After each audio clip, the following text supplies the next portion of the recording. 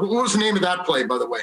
God, man. Well, me and Travis made it up first off, and we called it Black Pearl because we're bringing it to the Bucs and the Pirates of the Caribbean and everything like that. And I talked him into it. Coach Reed for sure told him if he could run it first. But I just kind of talked to him on the side and was like, if I'm open, man, just throw it to me. So I think that little hesitation that he had was just because I had talked to him too much about it. Let's go next to Nate Taylor. Go ahead, Nate. Patrick, when you look at, obviously, the pre-snap and what, like you mentioned, just getting that single high safety, just how much does it still surprise you when you know 10's out there?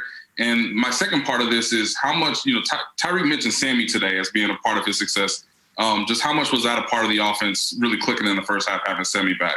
Yeah, definitely. I mean, Sammy being able to work the middle of the field, even when he's not getting the ball, he's getting other guys open. And then as well as at the beginning of that game, they were, instead of that safety going over the top of Tyreek, they were going over the top of Travis. And, I mean, that's just the problem that defenses have when they go against us. We have so many good weapons. It's hard to try to take away one guy when we can go to the other guys. And so this week it was Tyreek's week, but I'm sure other guys will make big plays the rest of the season. Let's go next to Sam Mellinger. Go ahead, Sam. Hey, Patrick, I know you want to throw it every down, right? But at the end there, those last two plays, a lot of teams would have just run the ball, right, to melt some clock. What is your mind like in those situations, just sort of risk-reward balance when you know you got to keep the clock going? Yeah, I mean, it's just it's a lot of trust Coach puts in me to make the right decision. You can see that I'm trying to get the ball in my hands quickly, get it to the guys, let them make plays in space.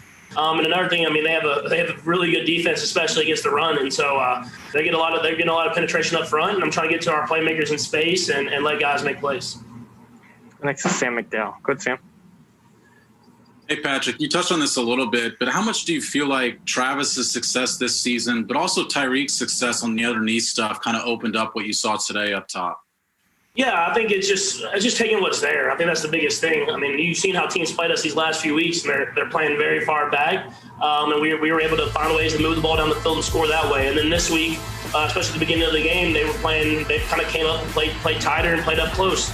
And we were able to hit some shots downfield.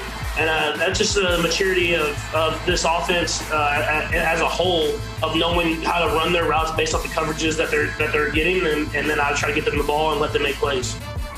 Go next to Darren Smith. Go, Darren.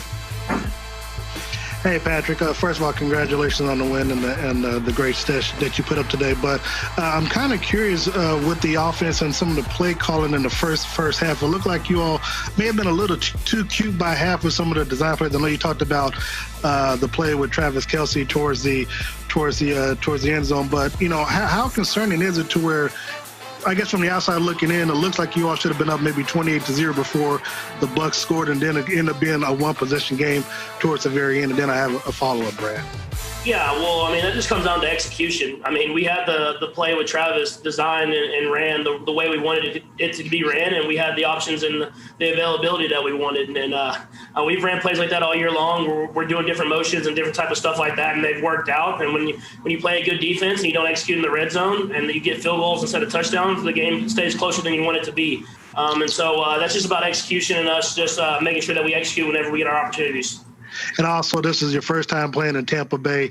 Did you feel like you got used to it enough that you could come back and do the same thing again in February?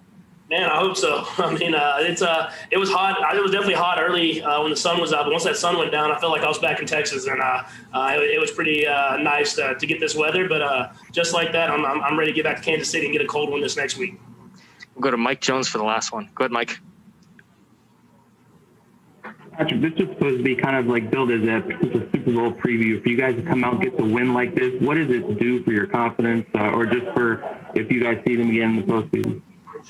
Yeah, I mean, you get a familiarity with the stadium, with the process of going to the hotel in the city, and that's definitely something that eases your mind when you try to get to the Super Bowl. If you know you've been in this place before and you understand what kind of the pregame and stuff like that happens, and then to beat a good football team. That's a really good football team with a lot of talented players, and so we played well enough to win. I still think there was times offensively we could have been better in the second half and in the red zone we talked about, and then defensively they're going to want to try to continue to get better and better each and every week. And that's a great thing about football and the NFL is you build and try to execute and be the best at the end of the season. Patrick, we appreciate the time. Thanks for joining us. Thank you. Really, historian Daniel has an ankle sprain, and we'll just see how he does by tomorrow. All in all, I thought it was a good game. That's a good football team, and that Bruce has got, and they have ton of talent, and they've got Tom Brady. So I mean, that says it all when you look at that. But I was proud of our guys for stepping up, in particular after an emotional game like the Raider game. You got to be able to do these things, and I thought that was a step forward by our guys. I mean, I can go through and critique it, but there's some things we can get better at. But it was a heck of a performance, I thought, by our guys. Anyways, well, that time's yours. Let's go first to Sam Ellinger. Go ahead, Sam. Hey, Andy, I wanted to ask you about a couple situational decisions that you had.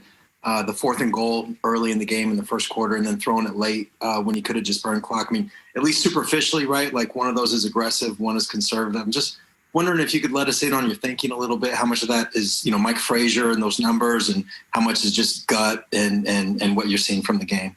Yeah, so that one I just felt like I wanted points coming out of that, and I know they're tough in the red zone, and I just points were important there, especially early, and then the last one was I've learned a long time ago you don't give Tom Brady another shot, so that's why he's the GOAT, right? So don't give him the ball back, and that was the mindset there, and so we got Pat on the move, and we sealed the edge, did a nice job there, and then man coverage with Tyreek and Sam, and they beat it up there, so they did a nice job.